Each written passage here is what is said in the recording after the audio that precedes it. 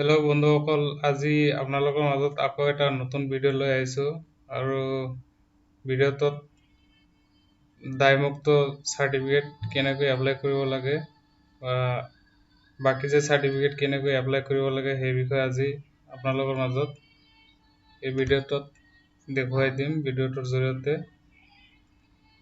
আপোনালোকে চাই থাকিব। পোনপ্ৰথমে মই এটা ব্ৰাউজাৰ ওপেন কৰি লৈছোঁ। ইয়াতে টাইপ কৰিব RTPS। মই টাইপ কৰি আছোঁ। সৰি ভুল হ'ল।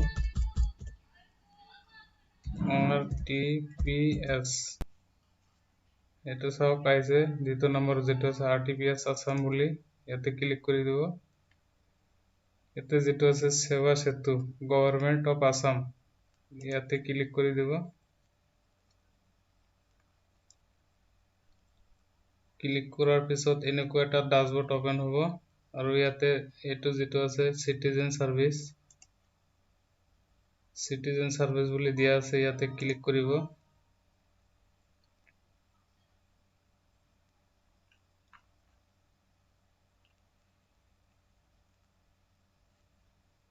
ক্লিক কৰাৰ পিছত ইয়াতে যেটো আছে সাৰ্চ বটন, ইয়াতে সাৰ্চ কৰিব বাকি যায়।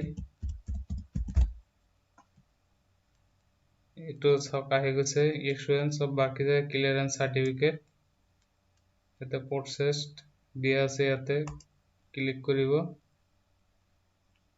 আৰু যেটো দিয়া আছে গাইডলাইন, সম্পূৰ্ণ গাইডলাইন দিয়া আছে। ইয়াতে ভালদৰে পঢ়ি ল'ব আপোনালোকে গাইডলাইনটো।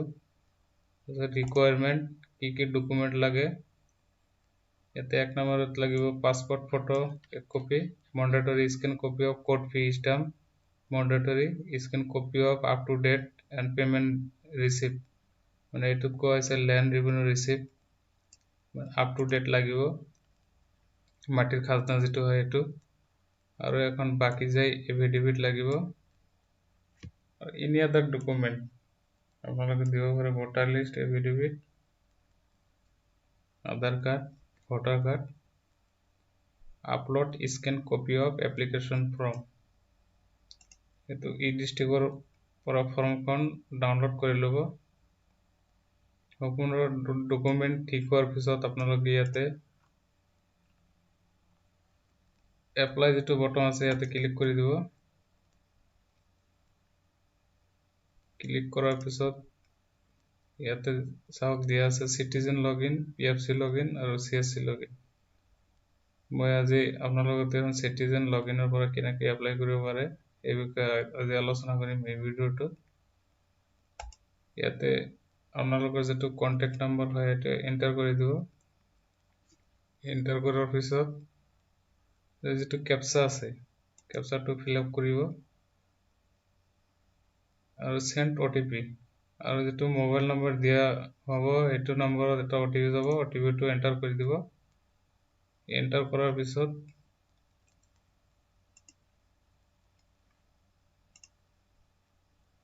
এনেকুৱা এটা পেজ ওপেন হ'ব আৰু এটো মেইন ফৰ্ম হয়। এই ফৰ্মখনৰ জৰিয়তে আপোনালোকে এপ্লাই কৰিব পাৰিব। এটা সব দিয়া আছে ল্যাঙ্গুয়েজ অফ দা সাৰ্টিফিকেট, প্ৰমাণপত্ৰ ভাষা কি ভাষাত বিচাৰে আপোনালোকে প্ৰমাণপত্ৰটো কি ভাষাত বিচাৰে এটো ল্যাঙ্গুয়েজ আছে। ইয়াতে সিলেক্ট কৰিব ইংৰাজী, আসামিজ, বড়ো, বেঙ্গলী, যোনটো ভাষাত লাগে আপোনালোকৰ সাৰ্টিফিকেট সেইটো ভাষাটো সিলেক্ট কৰিব। মই যেটো ইংৰাজীত বিচাৰো ইংৰাজী সিলেক্ট কৰিছো। ইয়াতে লিখিব এপ্লিকেন্ট নেম,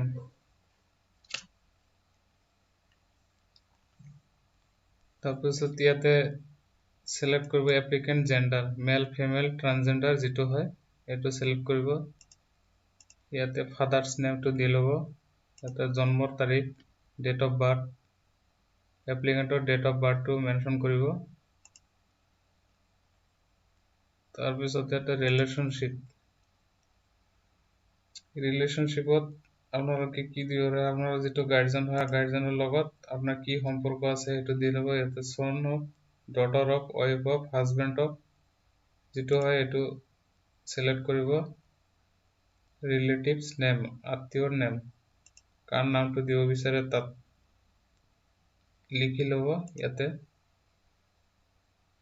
ইয়াতে ভিলেজৰ নামটো দিব ইয়াতে পোষ্ট অফিস পিএস দুটাই লিখিব ৰাজ্যটো লিখিব ডিস্ট্ৰিক্টৰ নামটো লিখিব সাব ডিভিজন সাৰ্কেল অফিস মৌজা মানে এটো আপোনালোকৰ সাৰ্কেল অফিস যোনটো হয় এটো দিব চক্ৰ অফিস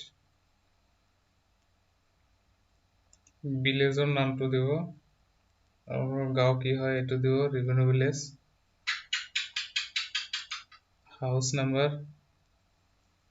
এটা মেনশন কৰিব আপোনালোকৰ ঘৰৰ নাম্বাৰটো কি হয় এটো দি লব পুলিশ স্টেশন পোষ্ট অফিস আৰু পিন নাম্বাৰ গোটেইখিনি ফিল আপ কৰাৰ পিছত আপোনালোকে এটো ইয়াতে ড্ৰাফট বুলি লিখা আছে সেভ এণ্ড নেক্সট ইয়াতে ক্লিক কৰি দিব ওকে বন্ধুসকল মই যেটো ফৰ্মখন ফিল আপ কৰি লৈছো চাওক গোটেইখিনি ফিল আপ কৰা হৈছে এতিয়া মই সেভ এণ্ড নেক্সটত ক্লিক কৰিম আৰু ইয়াতে এজ বুলি দিব চাওক আহি গৈছে নেক্সট পেজত ৰিডাক্ট কৰি লৈ আহিছে ইয়াতে ডকুমেন্টখিনি যি ডকুমেন্ট ৰেডি কৰি ৰাখিছিল সেই ডকুমেন্টখিনি আপলোড কৰি দিব আৰু এটা কথা মনত ৰাখিব প্ৰতিটো ডকুমেন্ট 2 MB তলত হ'ব লাগিব এটা পাসপোৰ্ট ফটোখন বিচাৰিছে এটা মই আপলোড কৰি দি আছো পাসপোর্ট ফটো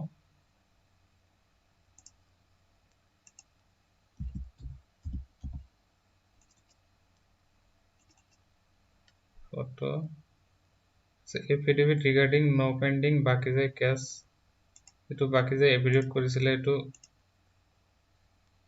আপলোড কৰি দিব affidavit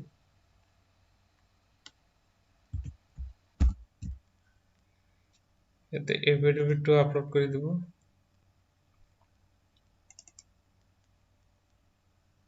সব affidavit আপলোড হৈ গৈছে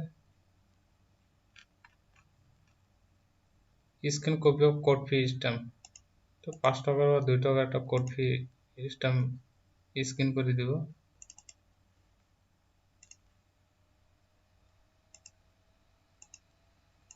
ল্যান্ড রেভিনিউ রিসিপ্টখন আপলোড করে দিব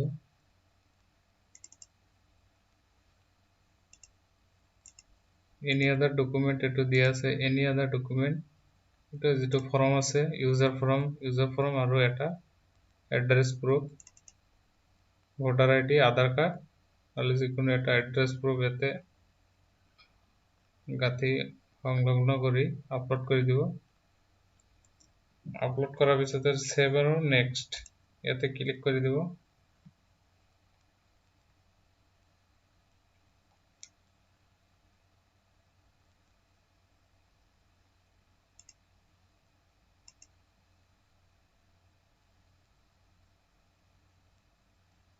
ক্লিক কৰাৰ পিছত ইয়াত এটা ফৰ্ম ওপেন হৈ আহিছে এটো প্ৰিন্ট কৰি ৰাখিব পাৰে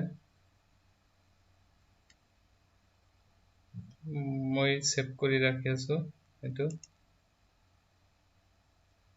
পিছত প্ৰিন্ট কৰি লম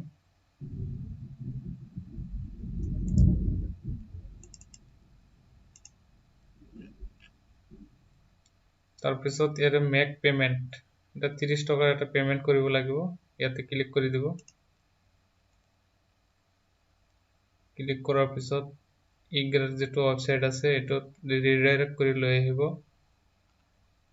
ইয়াৰ পৰা পেমেন্ট কৰি দিব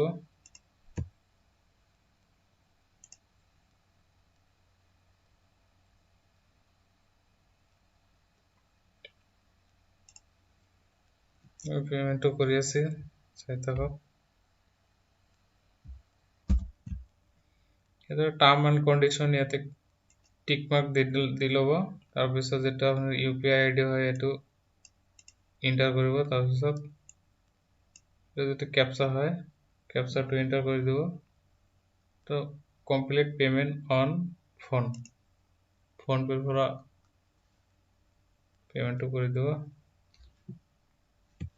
পেমেন্টটো কৰি আছো চাই থাকক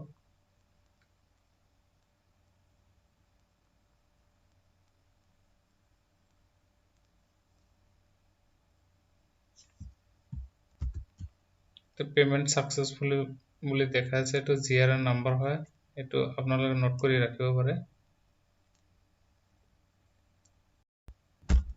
পেমেন্ট হোৱাৰ পিছত এনেকৈ এটা একনলেজমেন্ট ডিসেবল হ'ব এটো আপোনালোকে ৰাখি দিব বা প্ৰিন্ট আউট কৰি ৰাখি দিব আজিৰ ভিডিওটো এইখিনি আছিল আৰু বাকি যে সাৰ্টিফিকেট কেনেকৈ ডাউনলোড কৰিব পাৰি এই বিষয়ে পৰৱৰ্তী ভিডিওত আপোনালোকক জনাই দিম ধন্যবাদ